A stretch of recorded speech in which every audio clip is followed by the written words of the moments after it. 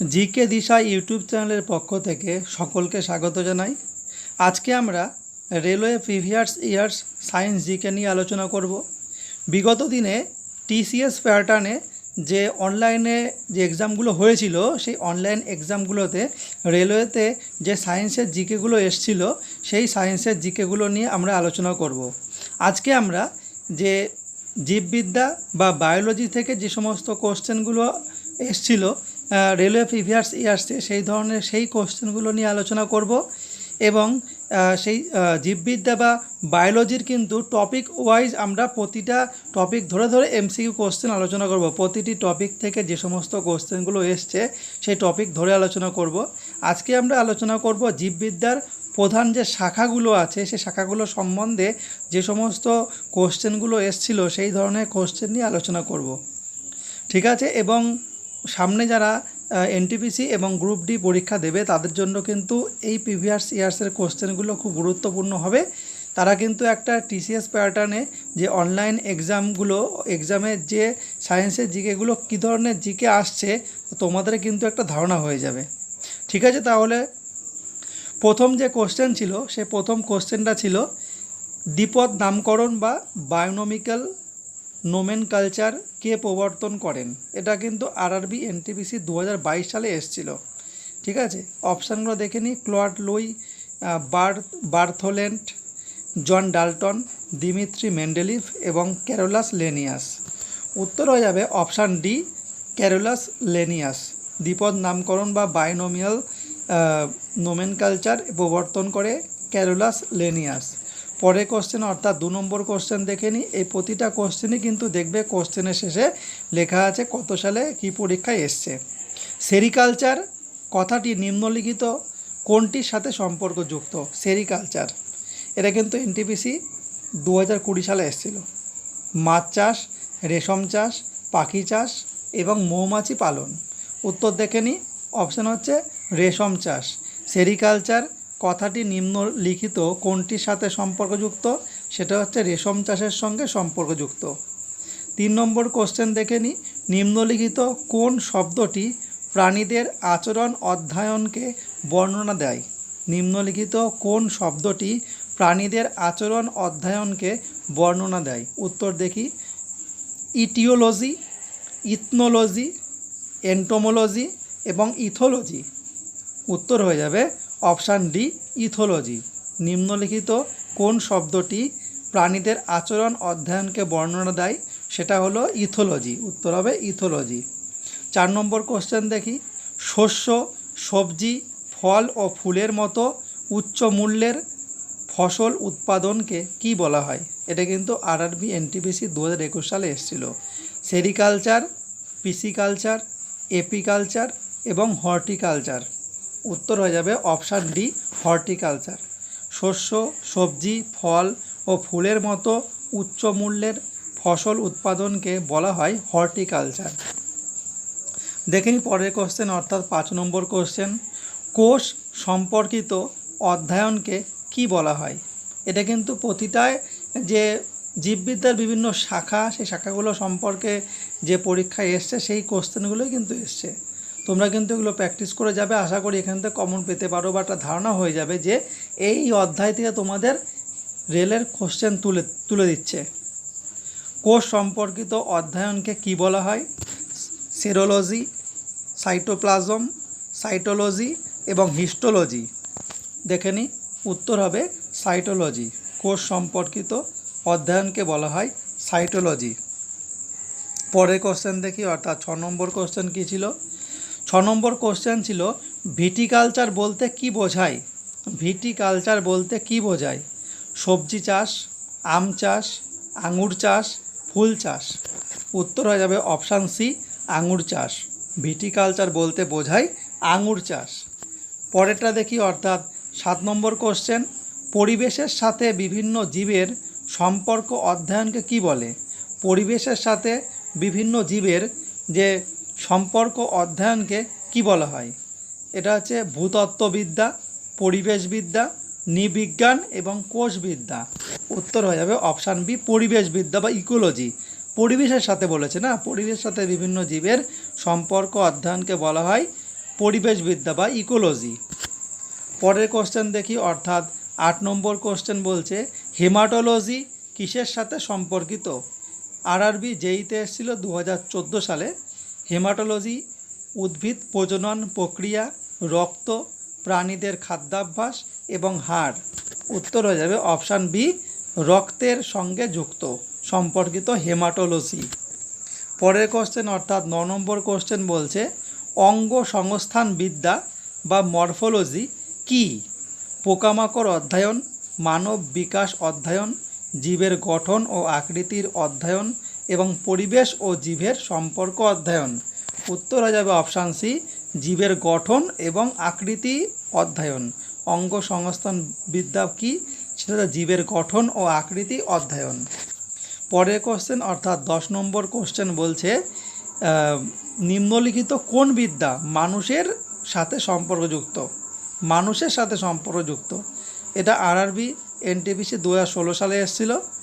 এটা হচ্ছে প্রত্নতত্ত্ব এবং অ্যারাকোনোলজি, নৃবিজ্ঞান এবং অ্যান্ড্রোলজি। এটা কিন্তু উত্তর হবে নৃবিজ্ঞান। এটা উত্তর হবে অপশান সি, নৃবিজ্ঞান, ঠিক আছে, বা অ্যানথ্রোপোলজি। পরের কোশ্চেন দেখি। পরের কোশ্চেন বলছে নিষেকের বিকাশ এবং বিভাজন এবং প্রকরণ সম্পর্কিত অধ্যয়নকে কি বলা হয়? নিষেকের বিকাশ, বিভাজন ও প্রকরণ সম্পর্কিত অধ্যয়নকে কি বলা হয়? ভ্রূণবিদ্যা, শারীরিক বিদ্যা, জেনেটিক্স এবং বিবর্তন। উত্তর হয়ে যাবে অপশান এ, ভ্রূণবিদ্যা, ঠিক আছে। পরের কোশ্চেন অর্থাৎ 12 নম্বর কোশ্চেন কী ছিল? প্রাণীবিদ্যার কোন শাখা মানব জাতির সমাজবিদ্যার সাথে সম্পর্কযুক্ত? প্রাণীবিদ্যার কোন শাখাটি মানব জাতির সমাজবিদ্যার সাথে সম্পর্কযুক্ত? ভ্রূণবিদ্যা, প্রাণী বৈজ্ঞানিক ভূগোল, শারীরবিদ্যা এবং নৃবিজ্ঞান। উত্তর হয়ে যাবে অপশান ডি, নৃবিজ্ঞান। অপশান ডি, নৃবিজ্ঞান। পরের কোশ্চেন দেখি, অর্থাৎ 13 নম্বর কোশ্চেন উদ্ভিদের রোগ এবং সংক্রমণের বিরুদ্ধে প্রতিরোধ গড়ে তোলার অধ্যয়নকে কি বলা হয়? প্যাথোলজি, ফিজিওলজি, ফাইটোপ্যাথোলজি এবং ফটোমরফোজেনেসিস। উত্তর হয়ে যাবে অপশান সি, ফাইটোপ্যাথোলজি। উদ্ভিদের রোগ এবং সংক্রমণের বিরুদ্ধে প্রতিরোধ গড়ে তোলার অধ্যয়নকে বলা হয় ফাইটোপ্যাথোলজি। 14 নম্বর কোশ্চেন দেখে নিই। মৃত্তিকা বিজ্ঞানের কোন শাখা জীবের ওপর মাটির প্রভাব সম্পর্কে আলোচনা করা হয়? বলছে মৃত্তিকা বিজ্ঞানের কোন শাখায়, মৃত্তিকা যে বিজ্ঞান রয়েছে, মৃত্তিকা বিজ্ঞানের কোন শাখায় জীবের ওপর মাটির প্রভাব সম্পর্কে আলোচনা করা হয়েছে? এটা আরআরবি এনটিপিসি 2016 সালে এসছে। এটা হচ্ছে অ্যান্ড্রোলজি, এডাফোলজি, অ্যাগ্রোবায়োলজি এবং ডেসমোলজি। উত্তর হয়ে যাবে option B, edaphology. Option B, edaphology. 15 নম্বর কোশ্চেন দেখি। নিম্নলিখিত কোন শাখা শরীরবিদ্যা এবং চিকিৎসার শাখা যা পুরুষদের নির্দিষ্ট রোগ এবং অবস্থার সাথে সম্পর্কিত?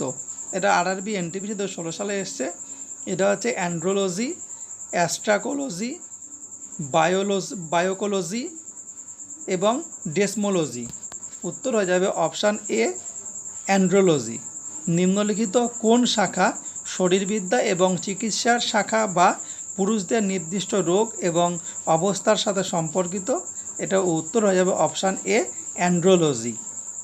পরের কোশ্চেন দেখি, অর্থাৎ 16 নম্বর কোশ্চেন চিকিৎসা বিজ্ঞানের কোন শাখা লিভার এবং এর রোগের সাথে সম্পর্কিত? লিভার এবং তার রোগের সাথে সম্পর্কিত। অপশান দেখি হেলকোলজি, হেপাটোলজি, হেটেরোলজি এবং জেরিয়াট্রিক্স। উত্তর হয়ে যাবে অপশান বি, হেপাটোলজি।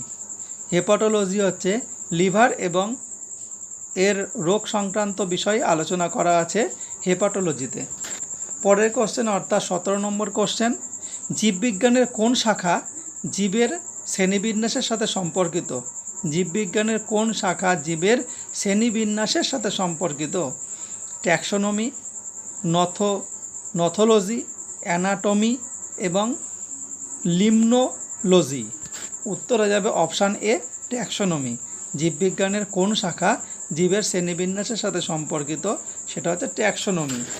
পরের কোশ্চেন অর্থাৎ 18 নম্বর বলছে ট্যাক্সোনমি মূলত কিসের সাথে সম্পর্কিত? জীব বৈচিত্র্য এবং ট্যাক্স স্ট্রাকচার এবং জ্যোতির্বিদ্যা, মানব আচরণ। উত্তর হয়ে যাবে অপশান এ জীব বৈচিত্র্য। ট্যাক্সোনমি মূলত কিসের সাথে সম্পর্কিত? অর্থাৎ জীব বৈচিত্র্যের সাথে সম্পর্কিত। যতগুলো কোশ্চেন আমরা এখানে আলোচনা করছি প্রত্যেকটি কিন্তু জীববিজ্ঞানের বিভিন্ন শাখা থেকে করা হয়েছে। এটা বায়োলজি পার্ট থেকে আলোচনা করছি এবং প্রতিটা কোশ্চেনে কিন্তু অনলাইনে যে এক্সাম শুরু হয়েছে সেই অনলাইন এক্সামে আসা কোশ্চেন। এটা প্রতিটা কোশ্চেন টিসিএস প্যাটার্নে করা হয়েছে। ঠিক আছে, পরের কোশ্চেন দেখি। 19 নম্বর কোশ্চেন বলছে জুওলজি কোন বিষয়ের অধ্যয়ন? জুওলজি কোন বিদ্যার অধ্যয়ন? শক্তি, ফল, ভাইরাস, প্রাণী। উত্তর হয়ে যাবে অপশান ডি প্রাণী। প্রাণী বিষয়ে অধ্যয়নকে জুওলজি বলা হয়। এটা কিন্তু আরআরবি জেই 2019-এ এসেছিল। 20 নম্বর কোশ্চেন, আজকে আমরা যে রেলওয়ে প্রিভিয়াস ইয়ার্সের সায়েন্সের জিকে আলোচনা করছি তার যে বায়োলজির উপরে আলোচনা করছি সেটা জীববিদ্যার বিভিন্ন শাখা সম্পর্কিত টপিক নিয়ে আলোচনা করছি। এখানে কিন্তু আমরা যে এমসিকিউ কোশ্চেনগুলো আলোচনা করছি দুটো টপিকে আলোচনা করব বা দুটো ক্লাসে আলোচনা করব। আজকে কিন্তু আমরা 1 নম্বর পার্টে বা 1 নম্বর ক্লাসে 20টি কোশ্চেন নিয়ে আলোচনা করব। আজকে তার শেষ কোশ্চেন। এরপরে কিন্তু আরেকটা পার্টে কিন্তু এই জীববিজ্ঞানের বিভিন্ন শাখা নিয়ে আলোচনা করে আমরা জীববিজ্ঞানের বিভিন্ন শাখা এই পার্টটা কমপ্লিট করে দেব। এবং তোমরা যেভাবে আমরা আলোচনা করছি তোমরা যদি আমাদের এই ক্লাসগুলি পরপর দেখতে চাও তাহলে কিন্তু অবশ্যই আমাদের জিকে দিশা ইউটিউব চ্যানেলটি সাবস্ক্রাইব করে রাখবে। আমরা কিন্তু রেলের বিগত বিষয়ের যে সমস্ত কোশ্চেনগুলো এসছে বায়োলজি এবং অন্যান্য কেমিস্ট্রি, ফিজিক্স সমস্ত বিষয়ের কোশ্চেনগুলো কিন্তু আমরা পরপর আলোচনা করতে থাকব। যারা এনটিপিসি এবং গ্রুপ ডির পরীক্ষা দেবে তাদের জন্য কিন্তু গুরুত্বপূর্ণ। তোমরা অবশ্যই জিকে দিশা ইউটিউব চ্যানেলটি সাবস্ক্রাইব করে রাখবে এবং অন্যান্য বিষয়ের ম্যাথ এবং জিকের অন্যান্য বিষয়ের কোশ্চেন কিন্তু আমাদের ইউটিউব চ্যানেলে অলরেডি অনেক আপলোড আছে এবং পরপর আপলোড করা হবে আরও, এবং কারেন্ট অ্যাফেয়ার্সেরও ভিডিও আপলোড করা হবে। তোমরা কিন্তু আমাদের চ্যানেলের সঙ্গে যুক্ত থাকো। দেখি আমাদের লাস্ট কোশ্চেনটি কী ছিল। নিম্নলিখিত কোন শাখাটি পৃথিবীর বাইরে জীবনের সম্ভাবনার সম্পর্কিত? বলছে নিম্নলিখিত কোন শাখাটি পৃথিবীর বাইরের যে আমাদের জীবনের সম্ভাবনা তার সাথে সম্পর্কিত? এটা এনটিপিসি 2016 সালে কিন্তু এসেছিল। এটা এন্টোমোলজি, এক্সোবায়োলজি, মাইকোলজি এবং প্যালিওন্টোলজি। উত্তর হয়ে যাবে অপশান বি এক্সোবায়োলজি। উত্তর হয়ে যাবে এক্সোবায়োলজি। নিম্নলিখিত কোন শাখাটি পৃথিবীর বাইরে জীবনের সম্ভাবনার সাথে সম্পর্কিত? সেটা হবে এক্সোবায়োলজি। তোমরা যারা আমাদের এই ভিডিওটি দেখছো তারা কিন্তু আমাদের এই ভিডিওটি দেখো পুরোপুরি, এবং তোমাদের কাছে যদি এরকম ধরনের কোনো বই থাকে সায়েন্সের উপরে এবং সেখানে জীববিদ্যার বিভিন্ন শাখাগুলি পরপর রয়েছে, তোমরা কিন্তু সেখান থেকে জীববিদ্যার যে বিভিন্ন শাখাগুলো রয়েছে সে শাখাগুলো কিন্তু তোমরা বই থেকে কমপ্লিট করে রাখবে। যেগুলো আমি এখানে দিচ্ছি তার বাইরে কিন্তু অনেক শাখা আছে, সেগুলো কিন্তু নিজেদের বই থেকে কমপ্লিট করে নেবে, আশা করা যাবে। তাহলে তোমাদের যদি কোনো জীববিজ্ঞানের বিভিন্ন শাখা থেকে কোশ্চেন আসে তোমরা কিন্তু কমন পাবে। ঠিক আছে, তাহলে আজকের ক্লাসটা এখানে শেষ করছি, এবং তোমাদের যদি এই ক্লাসটা ভালো লাগে তাহলে কিন্তু অবশ্যই চ্যানেলটিকে সাবস্ক্রাইব করে রাখো। ঠিক আছে, ধন্যবাদ।